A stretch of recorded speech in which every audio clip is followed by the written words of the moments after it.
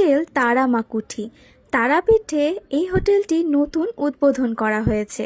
Hotel ওনারের নাম দেবাশিস সরকার, যার contact number স্ক্রিনেই দেওয়া রয়েছে।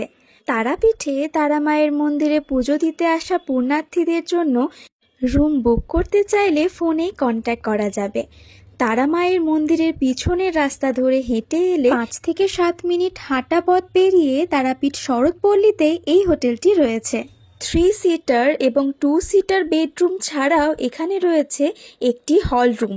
এখানে বিভিন্ন রকম অনুষ্ঠানের জন্য বুকিং করা হয়। থাকা এবং সেই সঙ্গে অনুষ্ঠান করার সুব্যবস্থা রয়েছে। আপনারা চাইলে অবশ্যই যোগাযোগ করতে পারেন স্ক্রিনে দেওয়া এই নম্বরে।